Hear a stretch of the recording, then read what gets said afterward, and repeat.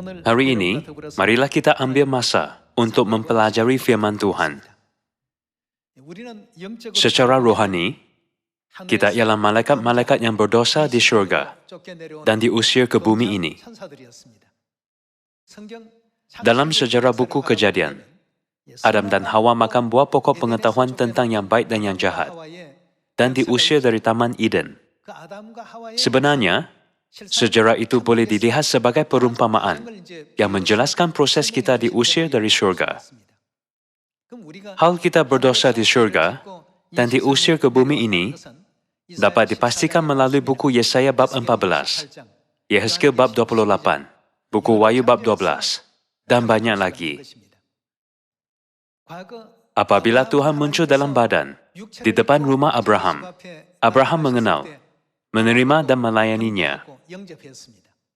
2000 tahun dahulu juga, orang seperti Petrus, Yohanes dan Yakobus mengenal Tuhan Yesus Kristus yang datang ke bumi dalam badan dan menyambutnya.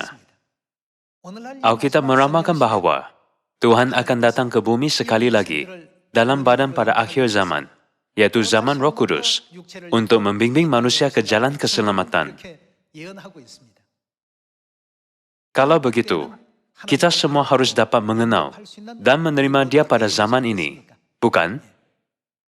Pada masa gereja awal, banyak imam besar, orang Farisi, ahli-ahli Taurat, dan orang Yahudi, semua dalam agama Yahudi.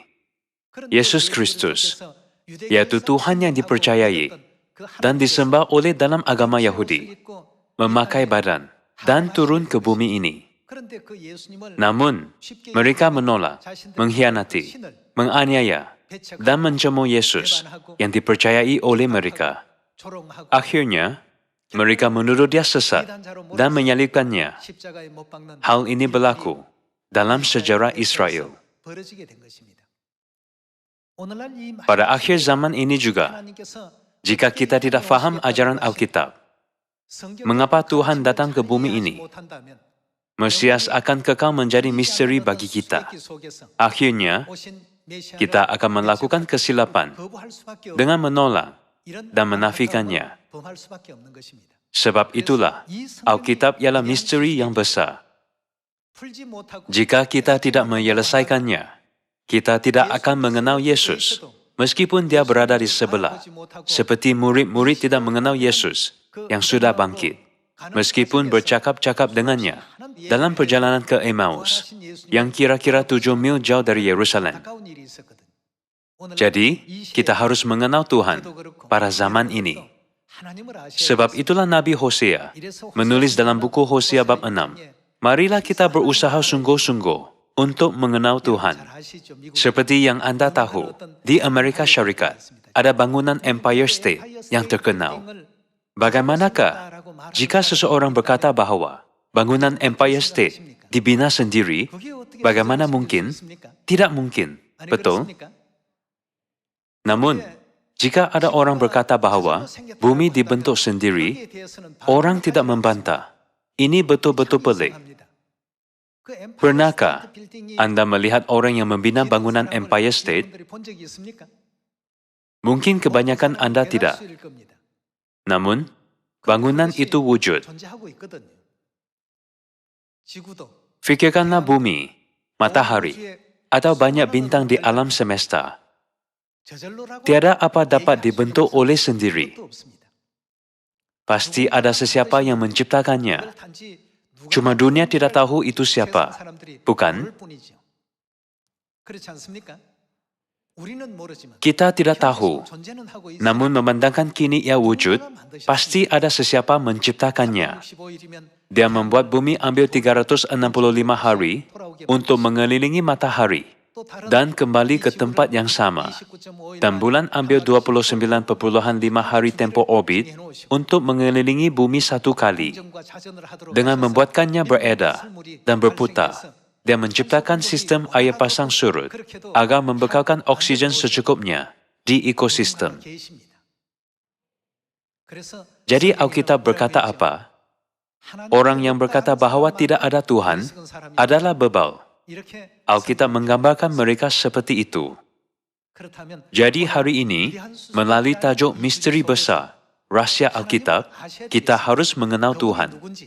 Kita harus kenal Dia yang menciptakan alam semesta dan memberi manusia nafas hidup. Kita harus kenal pasti Dia yang membimbing kita ke jalan untuk kembali ke tanah air syurgawi yang kekal. Kita harus menyelesaikan misteri ini semasa hidup. Jika tidak, kita hanya akan menghabiskan masa dengan bangun pada waktu pagi, pergi dan balik dari kerja, tidur pada waktu malam, dan mengulanginya sampai kita bersara. Semasa berbuat begitu, hidup kita pun berakhir. Maka kita tidak akan mengetahui sebab kita dilahirkan, dan kita hidup untuk apa. Kita tiada tujuan dalam hidup. Namun, kita datang ke bumi ini atas sebab yang tertentu. Kita juga ada sebab tertentu untuk meninggal bumi ini. Kalau begitu, kita harus pergi ke tempat yang baik ketika tiba masa untuk pergi. Alkitab berkata bahwa manusia ditetapkan untuk mati hanya sekali, dan sesudah itu dihakimi. Dihakimi boleh dinyatakan sebagai pembicaraan. Bukankah perkataan ini untuk pendosa? Sebab itulah buku Roma bab 3 tertulis bahwa semua manusia di bumi ialah pendosa yang berdosa di syurga. Dan tiada orang yang benar, seorang pun tidak. Apabila hidup di bumi ini berakhir, dan kita menghadapi pembicaraan rohani, Tuhan akan melihat berapa banyak kita bertaubat semasa kita hidup di bumi. Banyak orang berkata bahwa kebenaran agama Kristen sangat fiction atau mitologi. Itu tidak benar. Orang yang selalu lihat bahagian belakang orang lain akan melukis orang itu tanpa mata atau hidung. Orang yang lihat bahagian depan orang lain hanya melukis bahagian depan orang itu. Namun, manusia ada bahagian depan, tepi, dan belakang. Kerana manusia tidak dapat lihat kebenaran secara 3 dimensi, mereka tidak dapat selesaikan misteri Tuhan. Jadi, Tuhan datang ke bumi dan memberi kita kebijaksanaan untuk menyelesaikan misteri ini dengan perjanjian baru. Dia membuatkan manusia perjalanan hebat yang dipanggil perjanjian baru, agar mereka bertaubat dan kembali ke tanah air syurgawi yang kekal. Bukan? Mengenai hal ini, mari kita lihat firman Tuhan. Buku Wahyu bab 22, ayat 18. Aku bersaksi kepada setiap orang yang mendengar perkataan-perkataan nubuat dari kitab ini. Jika seorang menambahkan sesuatu kepada perkataan-perkataan ini, maksudnya tambah apa-apa pada firman Alkitab, maka Tuhan akan menambahkan kepadanya malapetaka-malapetaka yang tertulis di dalam kitab ini. Mereka akan ditimpa malapetaka. Ayat 19.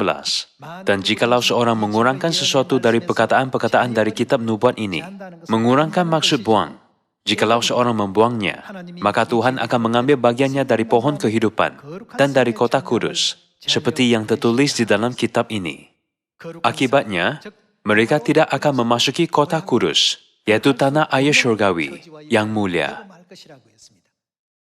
Dalam erti kata lain, kita tidak boleh tambah atau kurangkan firman Tuhan, bukan? Kita harus menyampaikan ajaran dalam Alkitab sebagaimana adanya. Kalau begitu, apakah ajaran Alkitab yang tidak boleh ditambah dan dikurangkan? Mari kita lihat buku Yohanes, bab 5 ayat 39. Bab 5 ayat 39 tertulis, kamu menyelidiki kitab-kitab suci, sebab kamu menyangka bahwa olehnya kamu mempunyai apa? Hidup yang kekal. Tetapi walaupun kitab-kitab suci itu memberi kesaksian tentang aku, semua firman dalam Alkitab memberi kesaksian tentang Yesus. Ayat 40. Namun kamu tidak mau datang kepadaku untuk memperoleh hidup itu. Walaupun mereka mengikut Yesus, melihat keajaiban roti dan ikan, serta selalu mendengar firman kehidupan, mereka tidak mengerti. Jadi mereka menunjukkan hal-hal fisikalnya dan berkata, kenapa engkau berkata bahwa engkau turun dari syurga, bukankah engkau anak Maria dan Yusuf? Saudara-saudara perempuannya tinggal dengan kami di kampung ini. Bagaimana dia boleh berdusta seperti itu dan berkata bahwa dia turun dari syurga? Banyak orang Yahudi memandang Yesus seperti itu pada masa itu. Sangat menyedihkan. Mengapa begitu? Ini karena mereka tidak menyelesaikan misteri tentang Yesus. Mereka tiada kebijaksanaan itu. Anda mungkin tahu cerita tentang Sphinx dalam mitologi Yunani kuno. Sphinx memberi teka-teki kepada pengembara yang ingin melalui kota Thebes. Mereka boleh lepas jika jawaban betul. Bagaimanakah jika mereka gagal? Mereka dibunuh sebelum memasuki kota itu. Kita perlu menghadapi realiti rohani. Alkitab ialah teka-teki rohani dan misteri besar. Alkitab bukan karya klasik atau sastra, tetapi perantara yang biar kita melihat dunia rohani yang tidak kelihatan. Mengenai misteri ini, Yesus menjelaskan dalam buku Yohanes bab 5. Kitab-kitab suci itu memberi kesaksian tentang aku. Buku Mazmur memberi kesaksian tentang Yesus. Buku Kejadian juga sama. Tidakkah ini menakjubkan? Kini, Yesus dilukis dengan begitu indah, sehingga kan sesiapa yang lihat pun kagum. Namun, rupanya tidak digambarkan sebegitu dalam Alkitab, dan dia tidak dialu-alukan. Di setiap kampung, dia ditolak, dianiaya, kadangkala diludahi, dan ditumbuk di muka. Orang menuduhnya sesat, dan berkata, bagaimanakah engkau, seorang manusia, menyamakan dirimu dengan Tuhan? Dia tidak diperindah seperti hari ini. Bukankah Tuhan berjanji bahwa Dia akan datang ke bumi ini buat kali kedua pada zaman yang kita hidup hari ini? Mari kita lihat buku Ibrani, bab 9 ayat 27.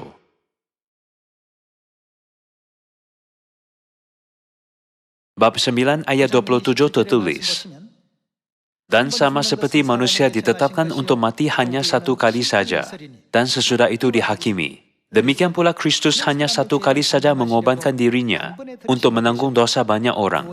Sesudah itu ia akan menyatakan dirinya berapa kali? Sekali lagi tanpa menanggung dosa, untuk menganugerahkan keselamatan kepada mereka yang menantikan dia. Apabila kali pertama dia muncul di bumi ini, dia datang ke tanah Israel dengan nama Yesus.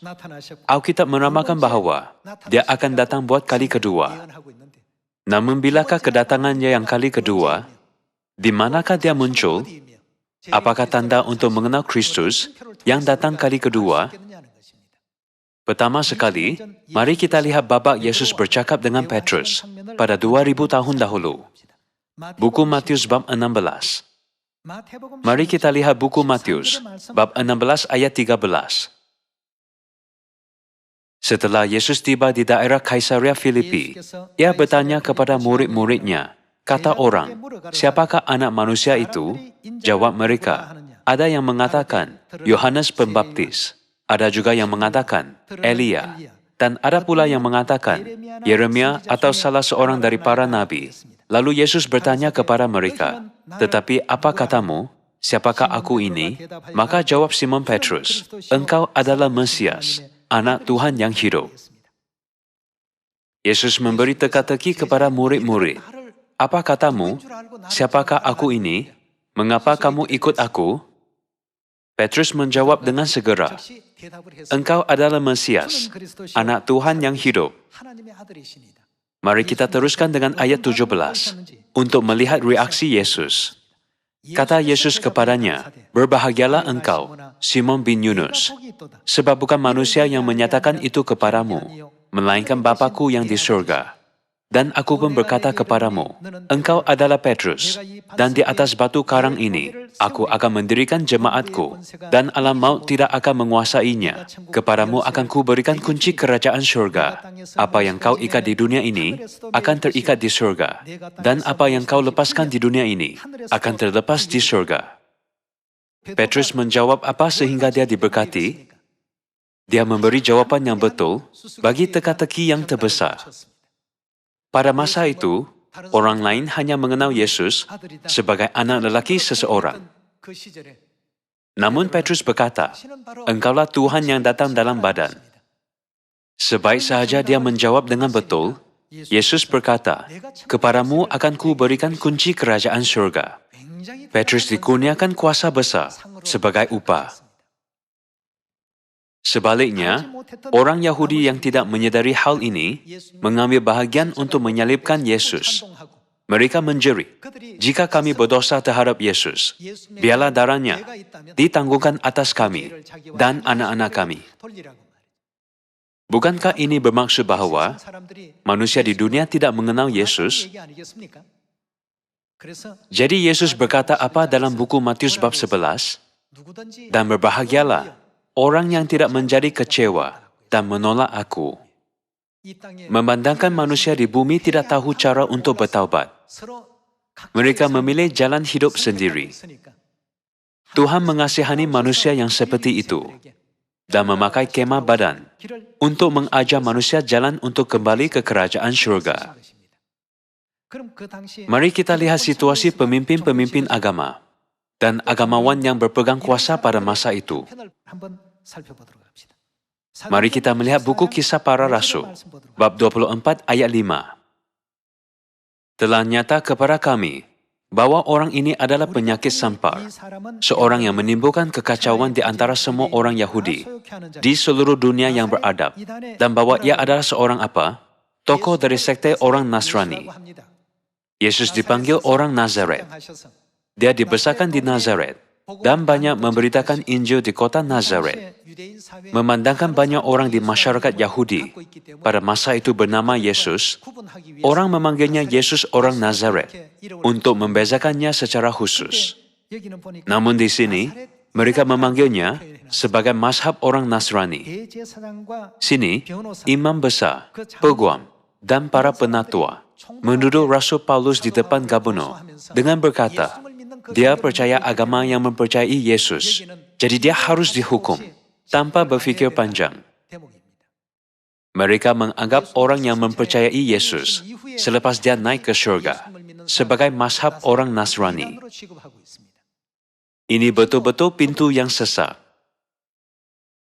Orang yang mengenal Yesus ialah orang yang telah menyelesaikan misteri besar. Mereka ialah Rasul Petrus, Paulus, dan Yohanes. Bukankah mereka tokoh yang paling dikagumi dalam agama Kristen hari ini? Mengenal Tuhan apabila dia datang ke bumi ini dalam badan, bukanlah sesuatu yang mudah. Jadi apakah yang harus kita lihat? Kita harus fokus pada firman dalam buku Yohanes bab 5 ayat 39. Yesus berkata, kitab-kitab suci itu memberi kesaksian tentang aku. Bagaimanakah Kristus disaksikan dalam Alkitab? Untuk mencari jawabannya, mari kita lihat firman dalam buku Wahyu, bab 7 ayat 1. Kemudian daripada itu, aku melihat 4 malaikat berdiri pada keempat penjuru bumi, dan mereka menahan keempat angin bumi, supaya jangan ada angin bertiup di darat, atau di laut, atau di pohon-pohon. Kemudian daripada itu, merujuk kepada peristiwa dalam bab 6, pohon ara menggugurkan buah-buahnya yang mentah, apabila ia digoncang angin yang kencang. Pokok ara melambangkan kedua-dua negara Israel dan umat Israel, bukan? Secara ramalan, angin dalam Alkitab bermaksud perang. Dari pandangan rohani, malaikat-malaikat sedang menahan perang selepas Perang Dunia II. Saat apabila angin ini dilepaskan, perang besar manusia yang terakhir Harmagedon pasti akan berlaku. Ayat 2. Dan aku melihat seorang malaikat lain muncul dari tempat matahari terbit, yang membawa meterai Tuhan yang hidup. Malaikat ini datang dari mana? Dari tempat matahari terbit.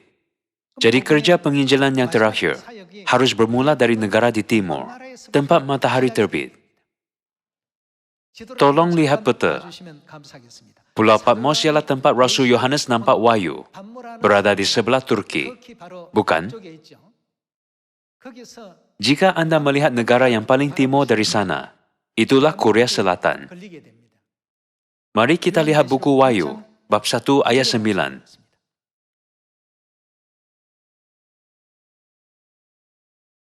Aku Yohanes, saudara dan sekutumu dalam kesusahan, dalam kerajaan, dan dalam ketekunan menantikan Yesus, berada di pulau yang bernama Patmos, oleh karena firman Tuhan dan kesaksian yang diberikan oleh Yesus.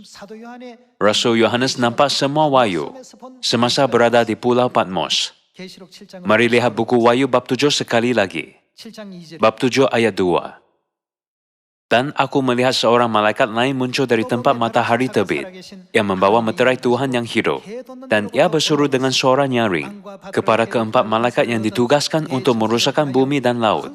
Katanya, janganlah merusakkan bumi, atau laut, atau pohon-pohon, sebelum kami memeteraikan hamba-hamba Tuhan kami pada dahi mereka. Apakah maksud memeteraikan? Maksudnya, ini ialah kepunyaanku, bukan? Meterai Tuhan bermaksud cop Tuhan. Di manakah meterai Tuhan diletakkan? Teruskan dengan ayat 3. Katanya, janganlah merusakkan bumi, atau laut, atau pohon-pohon, sebelum kami memeteraikan hamba-hamba Tuhan kami. Pada mana? Dahi mereka. Menurut buku Wahyu bab 7, tempat Injil terakhir Tuhan akan muncul dari mana? Selain gereja Katolik, bukankah kubu kuat Protestan di Amerika Syarikat? Boleh dikatakan bahwa semuanya bermula dari Barat. Namun, kerja penginjilan Tuhan yang terakhir menunjukkan negeri yang jauh di timur, yaitu Korea Selatan.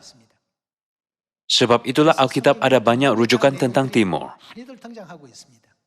Alkitab jelas membuktikan bahwa kerja terakhir Tuhan untuk memeteraikan umatnya harus mula dari Korea Selatan, yaitu negeri yang jauh di timur. Kalau begitu, siapa akan datang melakukannya? Apakah tandanya? Adakah apa yang dia miliki, meterai Tuhan atau tidak? Kita harus memastikannya.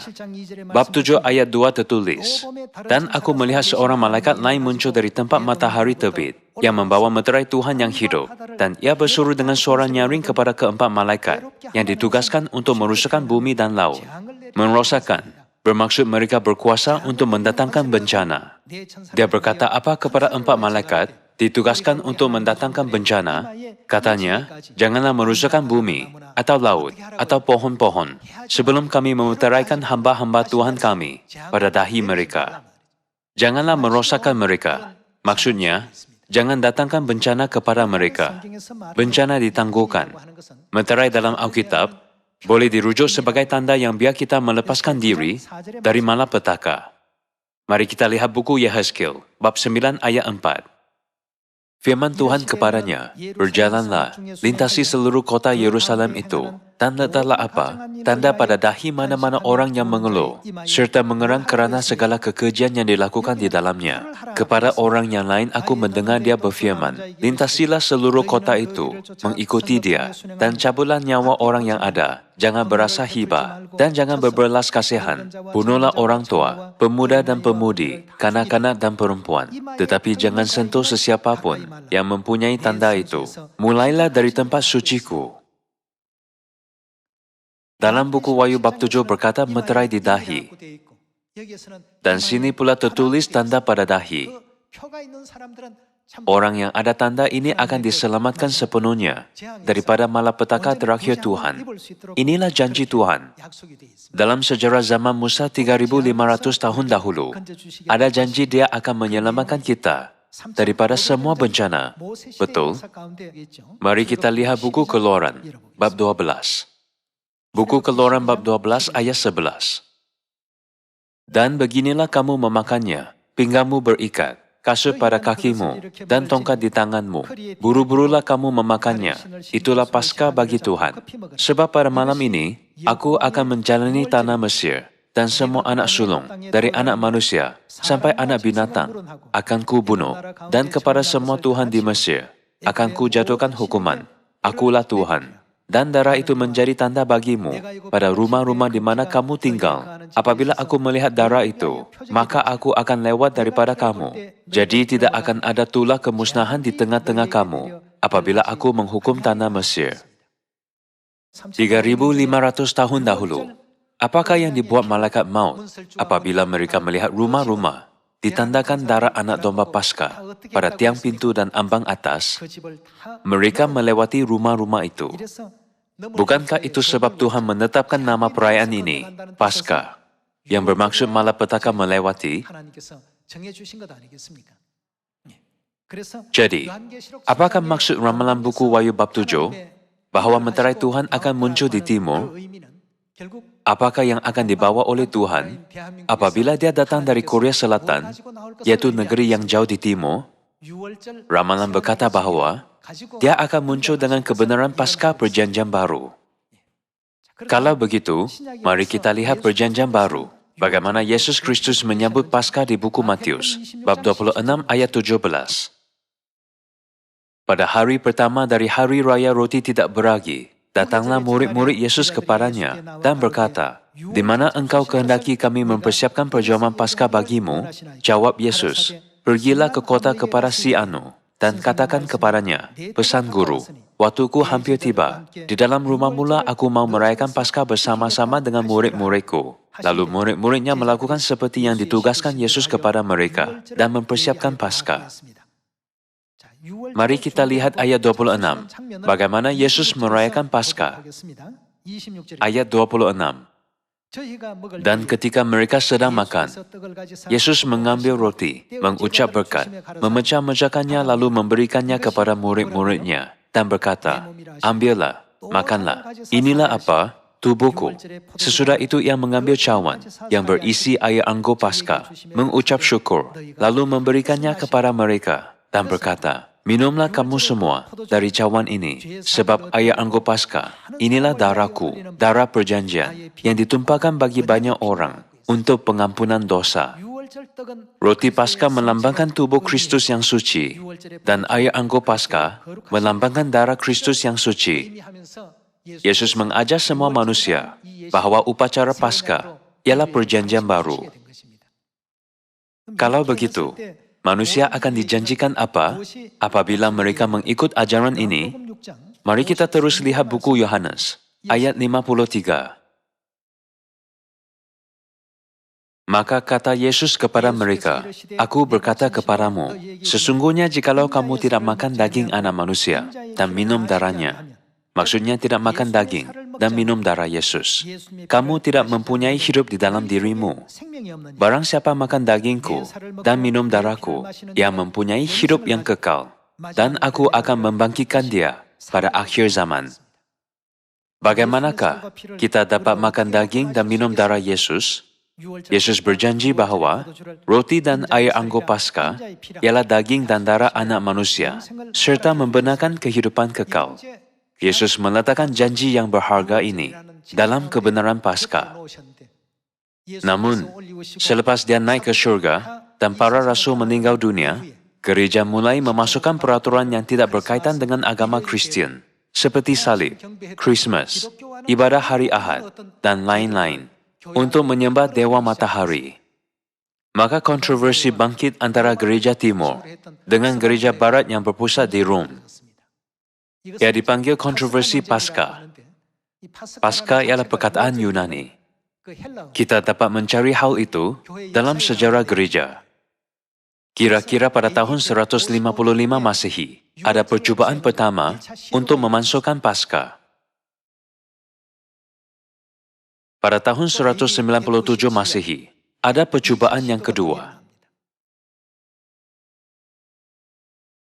Kemudian pada tahun 325 Masehi, Maharaja Konstantin mengumpulkan gereja timur dan gereja barat untuk bermesyuarat, lalu menubuhkan peraturan untuk memasukkan Paskah dan merayakannya pada hari kebangkitan hari Ahad. Bolehkah manusia mengubah hukum Tuhan sesuka hati? Maka Paskah, yaitu meterai Tuhan, hilang sepenuhnya dari bumi. Jadi Kristus Ansanghong menubuhkan gereja yang dipanggil Gereja Tuhan secara rasmi pada tahun 1964 untuk memberitakan Paskah Perjanjian Baru di bumi ini. Sejak itu, Paskah, yaitu meterai Tuhan, dipulihkan.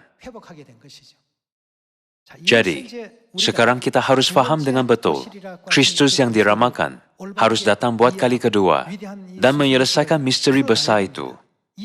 Tanpa menyelesaikan misteri ini, kita tidak dapat mengharapkan keselamatan abadi atau kerajaan syurga. Mari kita lihat buku Yesaya, bab 25 ayat 6. Ayat 6 tertulis, Tuhan semesta alam akan menyediakan di Gunung Sion ini bagi segala bangsa-bangsa suatu perjamuan dengan masakan yang bergemuk, suatu perjamuan dengan anggur yang tua benar. Air anggur ini dikatakan tua kerana air anggur Paskah sudah lama tidak pernah dibuka sejak tahun 325 Masehi. Kebenaran Paskah telah disembunyikan kira-kira 1600 tahun. Masakan yang bergemuk dan bersumsum, air anggur yang tua, yang disaring endapannya, dan di atas gunung ini, Tuhan akan mengoyakkan kain perkabungan yang diselubungkan kepada segala suku bangsa, dan tudung yang ditudungkan kepada segala bangsa-bangsa. Ia akan meniadakan apa? Maut untuk seterusnya. Meniadakan maut untuk seterusnya, bermaksud kehidupan kekal. Dalam 66 buah buku Alkitab, hanya air anggur Paskah ada janji kehidupan kekal. Ayat 8 sekali lagi, Ia akan meniadakan maut untuk seterusnya, dan Tuhan akan menghapuskan air mata daripada segala muka, dan aib umatnya akan dijauhkannya dari seluruh bumi. Sebab Tuhan telah mengatakannya pada waktu itu, pada akhir zaman Roh Kudus, orang akan berkata, sesungguhnya inilah siapa? Tuhan kita. Apakah yang dinampak oleh umat, sehingga mereka mendapat kesedaran ini? Mereka berteriak, inilah Tuhan kita, kerana Dia buka jalan kehidupan kekal bagi manusia dengan anggur tua, yang kita nanti-nantikan, supaya kita diselamatkan. Inilah Tuhan yang kita nanti-nantikan. Marilah kita bersorak-sorak dan bersuka cita oleh karena keselamatan yang diadakannya. Hari ini ada banyak gereja seperti pasir di laut. Apabila Tuhan datang ke bumi ini buat kali kedua, di manakah meterainya? Ramalan berkata bahawa Dia pasti akan datang di negeri di timur, yang matahari terbit. Jadi bukankah ada tertulis bahawa cahaya Injil akan bersinar dari timur sampai ke barat? Itulah arah Injil. Injil harus disebarkan dari dunia timur ke dunia barat, bukan dari dunia barat ke dunia timur. Jadi, kita manusia perlu menyelesaikan misteri yang terbesar. Sesungguhnya, inilah Tuhan kita, yang kita nanti-nantikan, supaya kita diselamatkan. Marilah kita bersorak-sorak dan bersuka cita, oleh karena keselamatan yang diadakannya. Kita semua harus jadi orang yang berteriak seperti itu. Orang yang dalam buku Yesaya bab 25 ayat 9, ialah orang yang menyelesaikan misteri besar itu.